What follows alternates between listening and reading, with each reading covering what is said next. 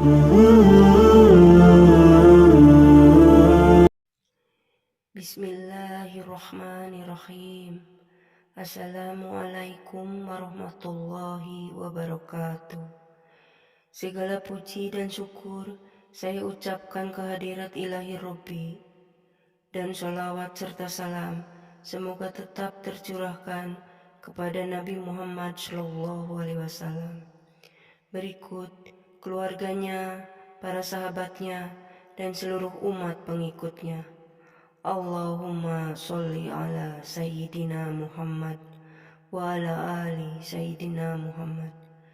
Semoga saudaraku semuanya selalu diberi kesehatan, kebahagiaan, rizki yang melimpah, serta keselamatan dunia dan akhirat, dan juga dipanjangkan umurnya. Amin ya rabbal alamin. Dalam kitab Suluk, Muqatil Sulaiman berkata, singgasana malaikat maut ada di langit ketujuh. Singgasana itu terbuat dari cahaya, mempunyai 70.000 tiang penyangga. Malaikat maut mempunyai 4.000 sayap. Seluruh tubuhnya dipenuhi dengan mata dan lisan. Tidak ada makhluk yang bernyawa di langit dan di bumi, kecuali malaikat mempunyai wajah, mata, tangan, dan telinga yang serupa dengannya dalam tubuhnya. Apabila ajal seorang makhluk tiba, wajah dan mata dalam tubuhnya akan pergi mengambil nyawanya. Apabila seseorang telah mendekati ajalnya, malaikat maut bertanya kepada Allah, kapan waktunya yang tepat untuk mencabut nyawanya? Wahai malaikat maut, sesungguhnya waktu ajal seseorang tidak seorang pun yang mengetahuinya. Ia adalah rahasia ilmuku. Tapi bila ajal seseorang sudah dekat, aku akan memberitahukan engkau dengan tandanya.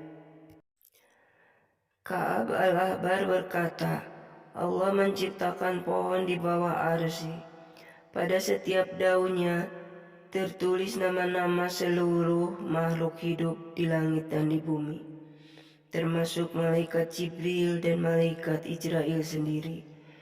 Jika ajal seseorang tinggal 40 hari lagi, daun itu akan jatuh ke tangan malaikat Israel. Dengan jatuhnya daun kepada malaikat Israel, berarti ia telah diperintahkan oleh Allah untuk mencabut nyawa seseorang.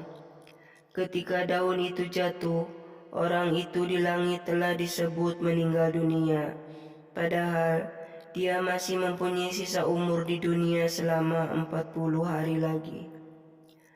Sedang tentang di mana tempat meninggalnya seseorang, malaikat Israel tahu dari malaikat yang menjaga rahim. Ketika manusia mulai terbentuk di dalam rahim, Allah memerintahkan kepada malaikat yang menjaga rahim untuk mengambil segenggam pasir tempat besok akan meninggal. Sehingga kemanapun perginya seseorang, meskipun ke ujung dunia, kalau ajalnya tiba, dia pasti akan kembali ke tempat meninggalnya. Diceritakan, pada zaman Nabi Sulaiman alaihissalam, malaikat maut datang kepada Nabi Sulaiman. Setelah duduk, ia memandang agak lama kepada salah seorang pemuda. Merasa diperhatikan, badan pemuda menjadi gemetar. Selesai berbicara dengan Nabi Sulaiman, malaikat maut keluar. Setelah pulang, pemuda itu bertanya kepada Nabi Sulaiman, siapa yang baru berbicara dengannya? Ia adalah malaikat maut, jawabnya. Sepertinya dia ingin mencabut nyawaku karena memandangku begitu lama. Saya ingin pergi jauh sekali agar terlepas darinya, wahai Nabi Sulaiman. Sudilah engkau membantu saya dengan memerintahkan angin untuk membawaku jauh ke negeri seberang, ke negeri Cina, agar malaikat maut tidak bisa menjumpaiku. Beberapa hari kemudian, malaikat maut datang berkunjung lagi kepada Nabi Sulaiman. Ia ditanya Nabi Sulaiman, mengapa melihat pemuda yang ada di sampingnya begitu lama? Saya terkejut melihat pemuda itu, karena sebentar lagi saya diperintahkan Allah untuk mencabut nyawanya di negeri Cina, padahal ia masih duduk bersamamu.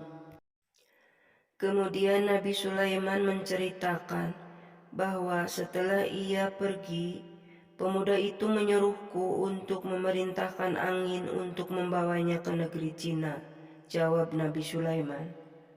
Dalam cerita lain diterangkan bahwa malaikat maut juga mempunyai pembantu dalam menjalankan tugasnya. Pada zaman dahulu ada seorang abid. Setiap selesai sembahyang, ia selalu membaca doa, "Ya Allah, ampunilah segala dosa-dosaku dan dosa malaikat yang menjaga matahari." Selang beberapa tahun, malaikat yang menjaga matahari memohon izin kepada Allah untuk menemui hambanya yang mendoakan dirinya. "Apakah kepentinganmu mendoakan aku kepada Allah?" tanyanya setelah bertemu dengan Abid. "Aku ingin engkau membawaku ke matahari, tempat dudukmu selama ini.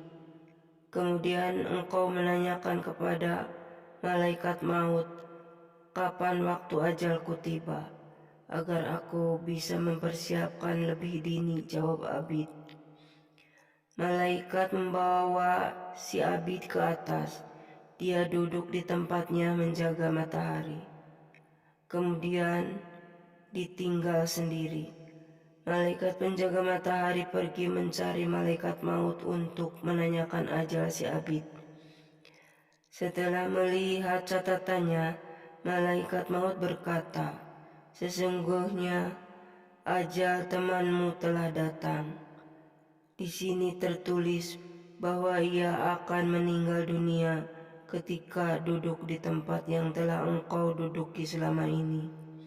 Dari cerita di atas dapat diketahui bahwa dalam menjalankan tugasnya, malaikat maut juga mempunyai beberapa pembantu-pembantu dalam mencabut nyawa makhluk.